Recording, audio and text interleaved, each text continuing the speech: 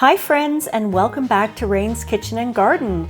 Today we're making Halloweenie stuffed peppers filled with orzo and homemade goat cheese, carved with little faces and baked to look like pumpkins. It's cozy, festive, and full of fall flavor, so let's cook together. These are the ingredients that you'll need. You'll need 1.5 cups, that's about 215 grams of uncooked orzo pasta. You could also use rice or even couscous for this recipe. You'll need 3 cloves of garlic, 4 bell peppers. I chose these nice colorful ones because I thought they would be more festive. I also looked for peppers that were a little shorter and a little wider because I feel like they will stand up better than the long, narrow ones. You'll need a can of whole tomatoes, that's 796 mils or about 28 ounces. 3/4 cup of cheese.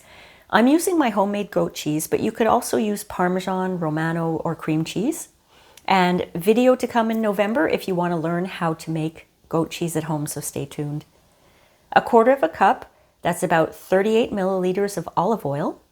And we'll need some on the side for when we brush the peppers before baking. Salt to taste. And I have a whole bunch of spinach here, and I'm going to use that to put the peppers on for presentation. The first thing I did was I preheated my oven to 400 degrees Fahrenheit. That's 200 Celsius or gas mark 6. And I also prepared my baking pan here with a layer of parchment paper. And I'm going to set that aside. I have some salted water that I brought to a boil. And I'm going to boil my orzo. Now what you want to do is you want to boil it till it's al dente. And that's, it depends on the actual pasta you're using, the brand. Because when I was looking at different packages of orzo, one brand said 3 minutes, the other brand said 8 minutes. My brand here says 9 minutes. So I'm just going to lift that up so it doesn't overflow. There we go. So I'm going to cook it for 9 minutes so that it reaches al dente. You don't want to fully cook the pasta because remember it's going in the oven for quite some time, so you don't want it to fall apart completely. I am somebody who really appreciates soft pasta because it's so much easier for me to chew and so much easier for me to digest. So the package says 9 minutes, I'm going to go for 12, and that's just me. So the suggestion, though, is to cook to al dente. While the orzo is cooking, I'm going to prepare my garlic and my peppers. So if you have a mincer, I would say mince your garlic. I don't have a mincer. I'm just going to chop my garlic. This is old garlic, very old garlic, so I don't even have to squish it down to get the skins off. It just flops, it flies right off. Not flop, it flies right off. So I'm just going to take the skins off, and this is how I do it. I just chop each side at the ends, and it just it comes right off. But if you have new garlic, then you probably have to do this method where you go smash, and then it easily peels off, or supposed to easily peel off. It depends how new your garlic is.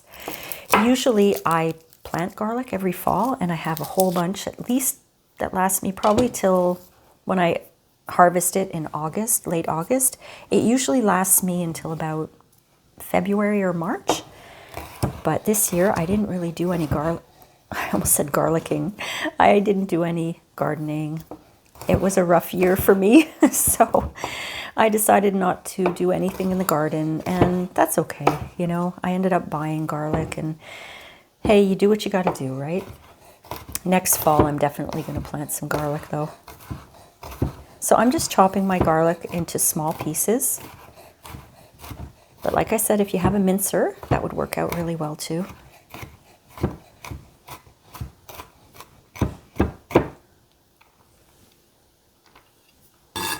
There's a big piece.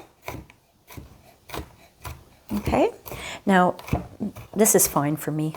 I like chewing garlic when it's cooked, not raw.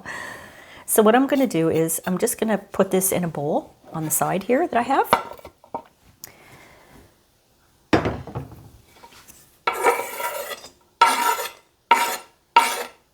There we go. Now we can prepare our peppers. Now for the peppers, I have mine washed already. And what I'm going to do is cut the tops off.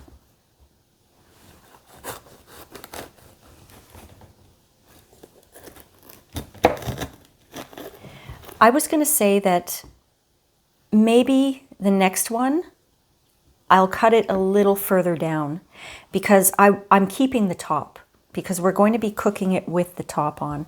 So you don't want to cut it too close to the bottom of the stem, which I almost did because I don't want to lose the stem. Okay, that's just a little mistake that I made. So I just want to get rid of all the seeds. I have a little Tupperware here for my compost pile. Just getting rid of all the seeds. And what I'm going to do is take everything out. Take out those innards and all the seeds. This is an easy way to get rid of all the seeds.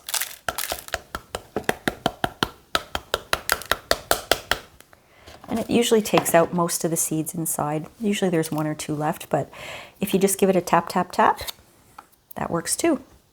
So now what I'm going to do is I'm going to test it because I want to make sure these are going to stand. And I kind of want it to be a little less flopsy. So I'm going to slice off the tiniest little bit on this side so that it stands, okay? And what you can do, you see, there's a little bit, I don't know if you can see, there's a little bit of a hole right here. You can take that piece and just put it in there. That way the orzo mix isn't going to fly out, okay? That's a little trick. So I'm going to do that with all of the peppers. And like I said, I'm going to make this one just a little lower. There we go. That makes it easier to cut as well because I was cutting into the stem for that yellow one. This one's going to stand on its own perfectly. When you have a recipe in mind, like this one, shop for it. Don't just grab whatever peppers you can find, you know? If you know you're going to be standing them up, try to get ones that look more or less flat. Now I'm going to take all the seeds out of this one too.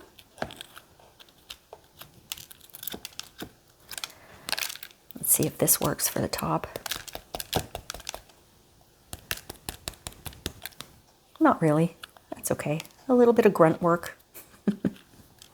I just don't want any seeds in my pepper. And we'll set that aside. Just continuing on and doing the last two.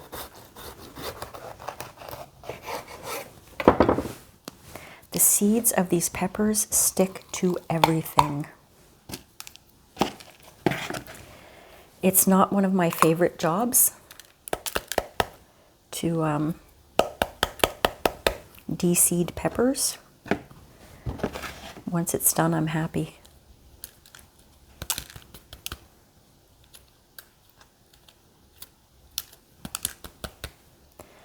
All right, that one's done.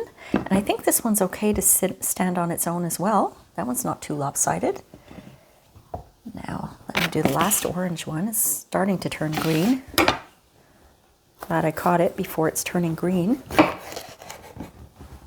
we go. I have a new setup here. I am so happy about this. I was able to purchase myself a little portable kitchen island. That's this here. It's really, really nice. And it's in the middle of my kitchen where I have much better lighting. And I have a nice tripod above me that's allowing me a little more freedom to move around. But for real, it was the lighting. That was a huge issue that I was having. Problems with lighting and trying to edit things so that you could see them and that they weren't too overexposed. But now I'm feeling good. I'm feeling good. This one's okay too. So that's all right. We're going to set all those peppers aside. So I have my bowl where I put my garlic, and I put on my little gloves because I'm going to be using my hands. I'm going to put the tomatoes into the bowl. And what I want to do is kind of squish them up. And you could use a fork. You could use a potato masher. I'm not a fan of these tomato skins, so whenever I see them, I pull them off. That's why I get whole tomatoes rather than diced tomatoes, because I find the diced tomatoes have a lot of skin on them still, and I don't like that. And I ran out of my home canned tomatoes, so I'm back to store-bought now. That's okay, maybe next year I'll can some more tomatoes. I don't know. We'll see if I have time. And I also find that the whole tomatoes, I said tomatoes, you guys. I said tomatoes. The whole tomatoes. Oh my goodness. You can tell I haven't done a cooking video for a while. I'm out of practice. The whole tomatoes. That is funny. Yes, they have less seeds. That's what I was trying to spit out there. They have less seeds. So that's why I choose whole tomatoes. Oh my gosh, that was funny. That made me giggle. So I'm taking them all out here. I'm reserving the juice because I'm not sure if I'm going to use it. I want to see because I want the consistency of the stuffing to be, you know, when you squish it together, it stays together, but I don't want it to be soupy. So I'm using my hands just to crush these tomatoes up, and I better be careful because I'm wearing white. And some of the juice is still, you know, inside the tomatoes, so we may not need that reserved juice after all. But like I said, use whatever method you want, just to kind of rip them apart, smash them up. And if you see parts you don't like, just pick them out. I saw a little black spot there. This is very soothing. Oh, there's another little part of the stem that stayed on. All right, so these are all squished up really nicely. Very, very nice. And the orzo itself is going to absorb a lot of this liquid, so that's why we're going to keep the juice reserved on the side in case we want to add some more. Oops, there's another little piece. Okay. Next, I'm going to add the goat cheese, my delicious homemade goat cheese, which really is so easy to make. I know it's a little bit of a teaser, but I have actually filmed a video how to make goat cheese at home. I just haven't had time to do all of the editing, but that's coming up after Halloween. Definitely in the month of November, I'm going to be putting that one out. It's super, super easy and it's so good. You do need special equipment, not equipment, well, you need special ingredients because you have to buy bacterial culture and rennet, but I'm going to explain all of that in that video. Now what I'm going to do is I'm going to add that olive oil and I'm going to give it a little bit of salt. Just a little bit because I know my goat cheese is salty. That's the way I like it. So I don't need a lot of salt in there. So let's give that a little bit of a stir. And I'm trying to squish up the goat cheese as I go. Though I wouldn't mind getting a big clump of goat cheese mixed in with the orzo. I love that creamy texture. It smells so good right now. You know what it smells like? A rosé sauce for pasta. That's what it smells like. Which is pretty much what it is, right? I think instead of the goat cheese, a lot of restaurants will use cream or even cream cheese to make a rosé sauce, but I could eat this like this. All right, next up, the orzo.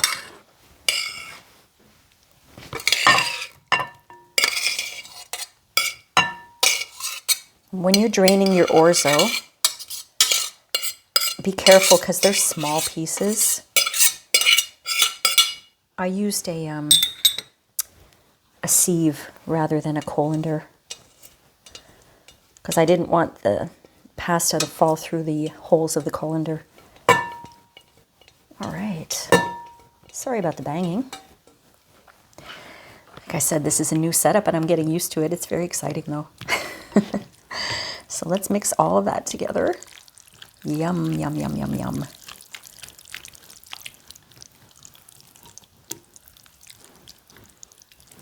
I was just thinking, you know, you could also add spinach to this. That would be really good too. I have spinach, but I didn't, it's not, I'm going to try it like this first. I've made something like this before, but as I mentioned before when I was listing out the ingredients, I used couscous instead. And it was really delicious. I added parsley and some spinach to it. But this one I wanted to try with the orzo to sort of replicate that sort of rosé sauce, you know? I don't think we're going to need that reserved tomato juice. It's looking pretty good. I mean, if I squished it together, I don't think it would stay together. But you know what? I don't think I want that consistency after all. I want it kind of the consistency that it is here. It's really nice. So I'm going to set that aside. And I'm going to take my peppers and I'm going to have some fun. I am going to carve the little faces in the peppers. So let me start with one that is really thick. And I'm trying to find the side that's the highest. And really be careful when you do this, my friends, okay? Really be careful with your knife. Sometimes I'm not careful. I will admit that. Ah, there we go. There's the first eye. Isn't that cute? I love these little Halloween things. Autumn is my favorite time of the year, but Halloween is just so much fun. I used to make these amazingly elaborate dinners, and oh my goodness, I used to go all out. I stopped there for a while, but I'm at it again. Now this is tricky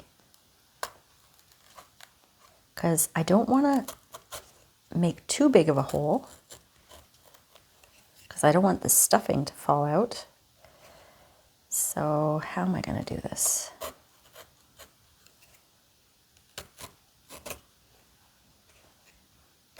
There. There's our first one. Cute, eh? All right, let's keep going. Now this one, I think it's going to be on this side here. I'm basically doing the same thing. Just triangles for the eyes.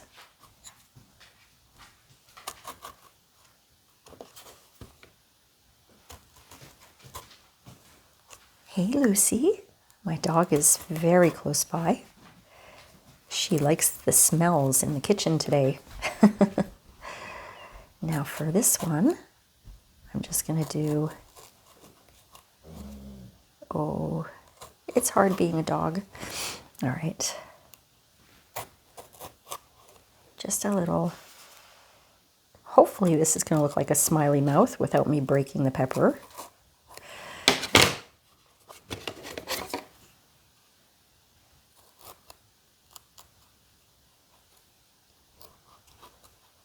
There. Get that little piece there. Let's take a look at this and see what it looks like. Oh, there's a little piece stuck in there. Oh, that looks okay. And the red one is very short. I think we'll do, yeah, this side here. Triangles are the easiest when you have a tiny little knife like this.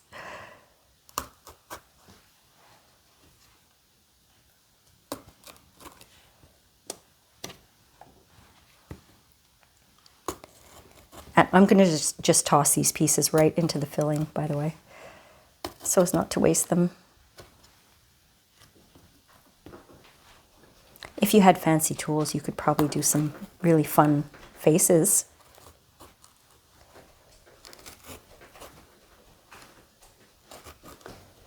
Oh, this one looks a little concerned, doesn't it? Oh, oh no. And my last one here.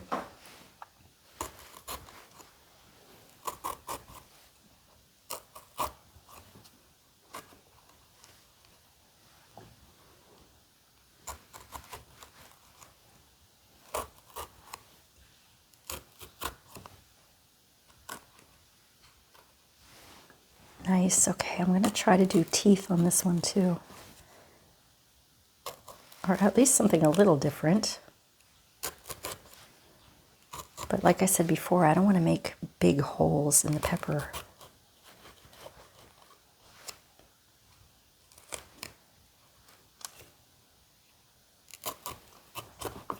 There we go. Did I get everything out? There's a little piece there stuck. All right, that fellow looks a little fun.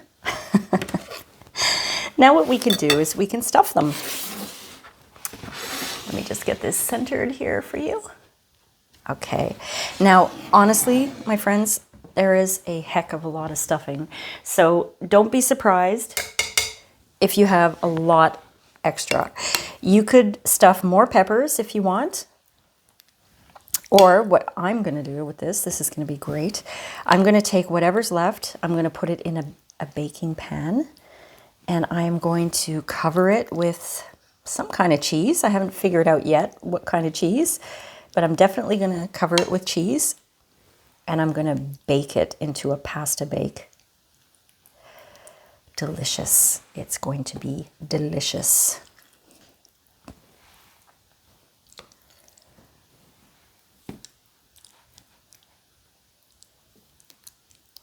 I personally don't think that pasta freezes well. I know some people do freeze it. Like they'll say, oh, just freeze these. And I think it tastes best fresh, definitely. I don't like to freeze my pasta. However, if I have a pasta bake, you know, like a lasagna or something like that, that I will freeze. If it's cooked and it's supposed to be nice and mushy, then I'll freeze it. But otherwise, I prefer everything fresh.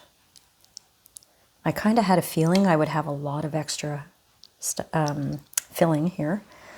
I didn't realize I'd have this much. I guess, you know, it depends how big your peppers are. You know, what size they are. If you've got big peppers, then you might not have too much filling left. Or if you're doing 6 of these. I'm just moving it around so I don't spill the filling onto the pan from my spoon. Okay, these are filled to the gills. Okay. And I am going to put the tops back on. Oh, they look so incredibly cute. I can't wait to show you these when they're baked. So the tops go back on. Try to put them the right way. That one went, yep, that one went that way. And I'm looking at this one. I think it goes like this. Not quite. I'll get there.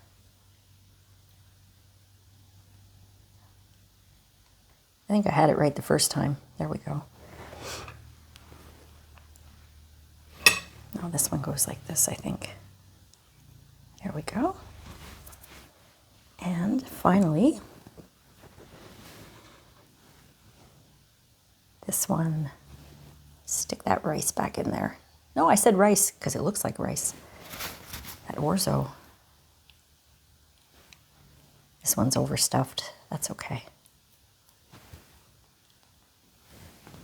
So I'm just gonna toss those little pieces back into the mix for my little pasta bake.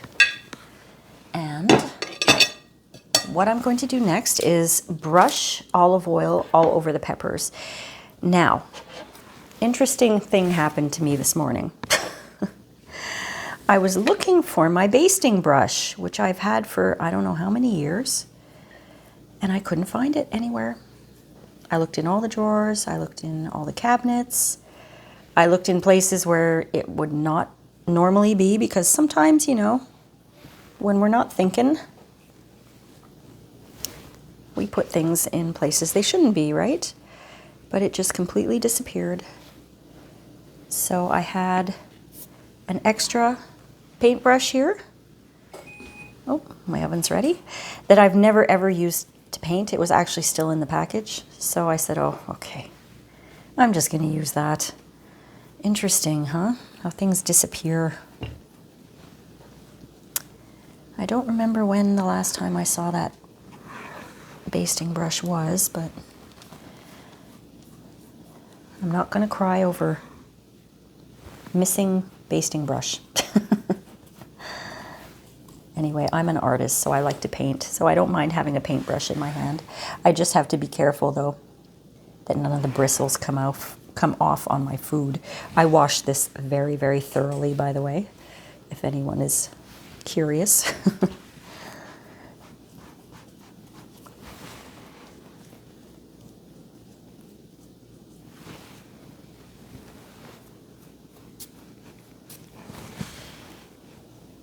Actually, I am going to be doing a live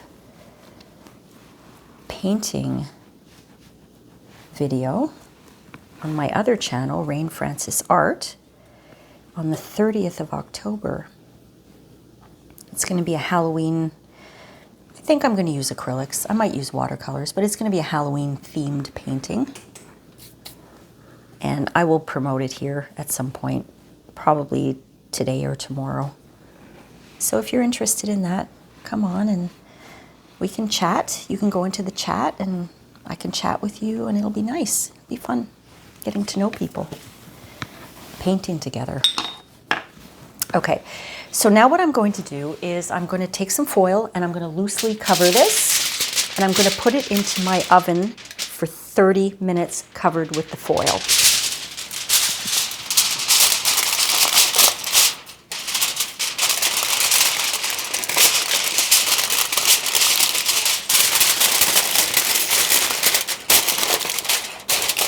Oh, it smells divine. The foil is not only going to keep the tops from burning, it's also going to create a little bit of kind of a steamy texture so that the peppers cook really nicely. So in it goes for 30 minutes. This is what I have left over of the filling. It fits this little casserole dish, so this is perfect. This is going to probably make me 1.5 meals, something like that. But what I'm going to do is I'm going to take some cheese.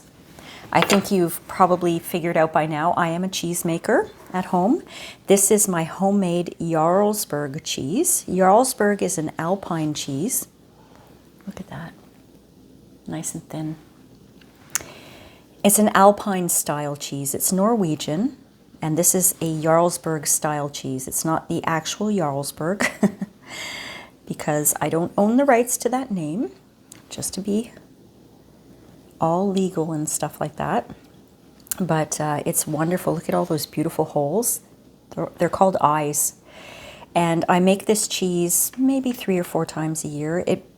It's a huge wheel. For me anyway, it's a kilogram, 1 kilo wheel. And it's really good. It tastes like a Swiss, but a nice sweet Swiss. So I'm just doing this, getting some really, really thin slices of Jarlsberg. That should probably do it. Ooh, I am going to eat this after too. I'm going to make myself a nice little plate. So what I'm going to do is I'm just going to cover this with that Jarlsberg cheese. I'm going to put foil over it. I'm just going to keep it in the fridge for now, but I'm going to bake it when I'm ready to eat it, probably tomorrow, because I'm going to have peppers today. And it'll stay in the fridge, okay? And I'll bake it probably for 30 to 45 minutes at 375, covered with foil. And then when everything is all heated up nicely, then I will put it under the broiler for maybe 5 minutes. We'll see, just to get the cheese all oozing up and bubbly. So that's what I'm doing with the leftover, and I just wanted to show you, you know, you don't have to fill it in more peppers. You could actually make yourself a different meal because this is going to be fantastic. So my peppers are still in the oven and they're baking for 30 minutes with the foil on. After the 30 minutes, what I'm going to do is I'm going to take the foil off and I'm going to bake them for an additional 10 minutes, and I'm going to keep an eye on them to make sure that the tops don't burn, and then they'll be ready. These turned out really, really nice. I love how festive and cute they look. And after tasting them, oh my goodness, are they ever delicious. The creaminess of the goat cheese gives it such a nice texture. And the fact that the filling was baked inside of the peppers, everything just combined to make a delicious flavor. I'm really, really pleased with these.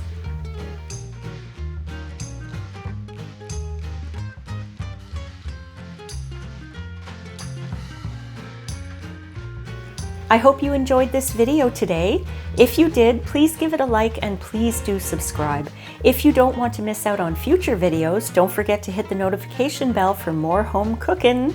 Don't forget to leave me a comment. I love your comments and I do reply to all of them. And please share this video with anyone you might think will enjoy it. Thanks again for watching, my friends, and I'll see you next time on Rain's Kitchen and Garden. Bye.